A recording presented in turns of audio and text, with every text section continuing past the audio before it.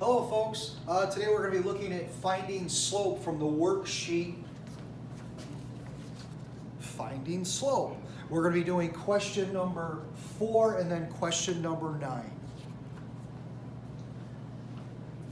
So up on the board is our slope equation.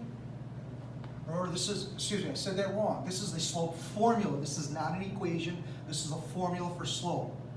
Here's our ordered pairs for the question number 4. And recall, this is your x1.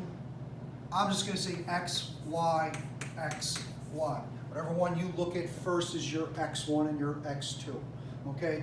I don't bother putting in the 1s and the 2s on the x's and the y's. So on top we have our y's. It doesn't matter which one you start with, just make sure that you are consistent. So I'm going to start with this y. -3. Remember the formula says minus, then it's -8.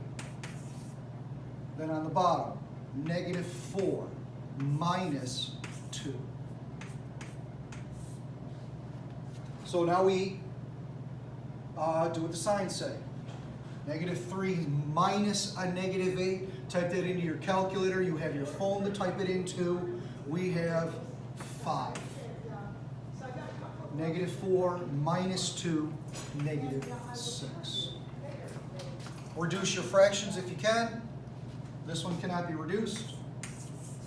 The slope is 5 over -6. Okay. Question 9. Question 9, I'm giving you the equation of a line, and I want to know what the slope and the y-intercept is. So if you recall, y equals mx plus b. This is called the slope-intercept formula, the slope-intercept equation. M is the slope, the b is the y-intercept. In question 9, our equation needs to be put into the y equals form. So my algebra then tells me to add the 5x to both sides. We cannot add those together, so all we write is 5x, that 11's positive, and I bring down the 2y. Remember the equation says y equals. I have a 2 in front of the y, so I need to divide everything by 2. Y equals 5 over 2, I'm going to leave it. There's nothing wrong with that fraction. Plus 11 over 2, leave it. There's nothing wrong with that fraction. I can't reduce it. 2 doesn't go in 11. Don't need to put a decimal. I want my answers right here. The slope, 5 over 2.